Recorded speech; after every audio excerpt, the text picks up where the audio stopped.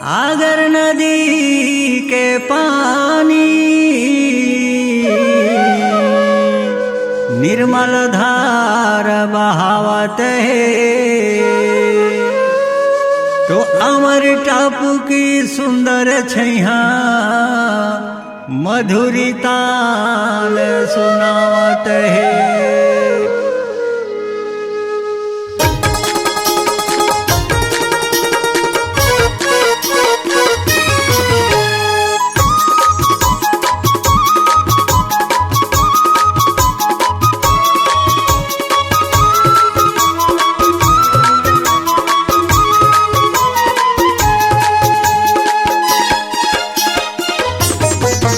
अगर नदिया बहत है धार, अगर नदिया बहत है धार, अमर टापू खड़े है पतवार, अमर टापू खड़े है पतवार। मोतीमपुर जो चारण पखारत, मोतीमपुर जो चारण पखार, सोनपुरी किए जय जयकार, अमर टापू खड़े है पतवार, अमर टापू खड़े है पतवार। अगर नदिया बहत है धार, अगर नदिया बहत है धार, अमर टापू खड़े है पतवार, अमर टापू खड़े है पतवार।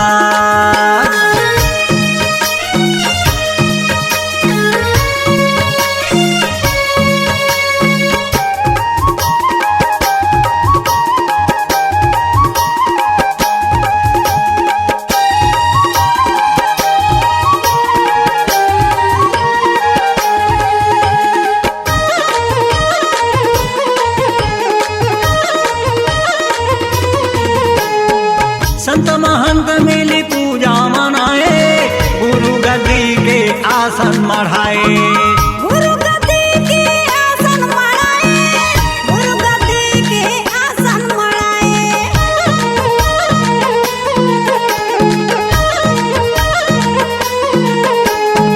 संत महंत मिली पूजा मनाए, गुरु गद्दी के आसन मढ़ाए, गुरु गद्दी के आसन मढ़ाए, गुरु गद्दी के आसन मढ़ाए।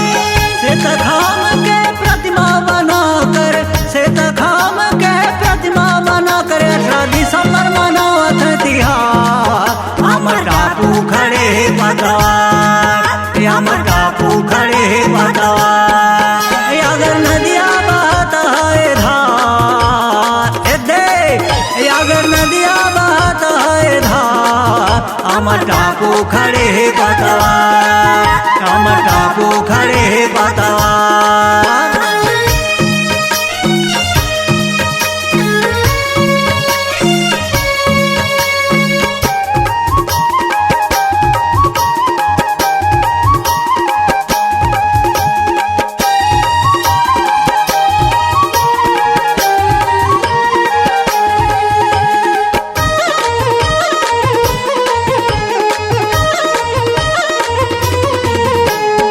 शुभ पर्व में मेला भराए, सभी जगह के यात्री जो आए, सभी जगह के यात्री जो आए, सभी जगह के यात्री जो आए।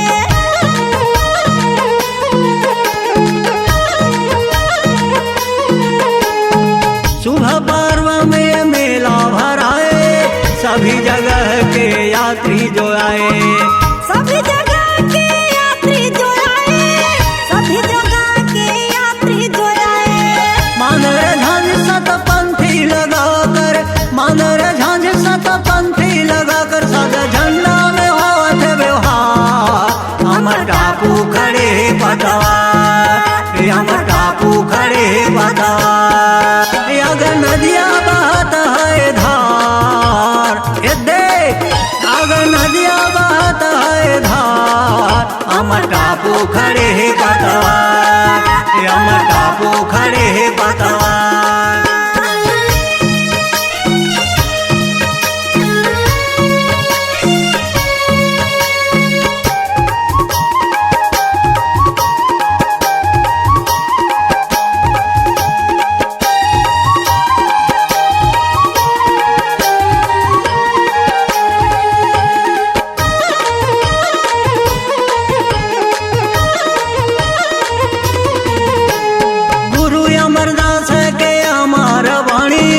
राम सिंह बर्मन लिखे सत्य के कहानी।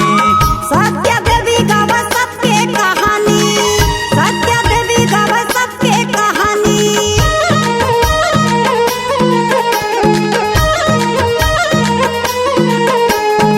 गुरु अमरदास के अमर वाणी, राम सिंह बर्मन लिखे सत्य के कहानी। सत्या देवी गावे सत्य कहानी, सत्या देवी गावे सत्य कहानी। मन मंदिर से ख्वाजा निकाले, मन मंदिर से ख्वाजा निकाले, छत्तीसगढ़ में करत है गुहार। अमर टापू खड़े पतवा, अमर टापू खड़े पतवा, अगर नदिया बहता है धार, अगर नदिया बहता है धार। अमर टापू खड़े पतवा, अमर टापू खड़े पतवा। मोतीमपुर जो चरण पखारत, मोतीमपुर जो चरण पखार, सोनपुर किए जय जयकार।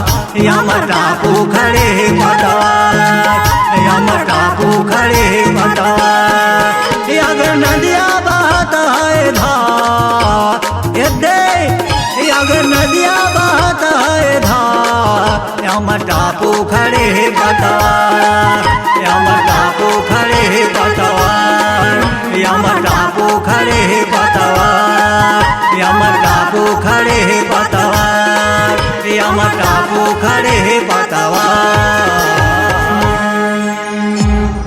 C-Log Digital Recording Studio, Cordoba. Contact number 99071192115.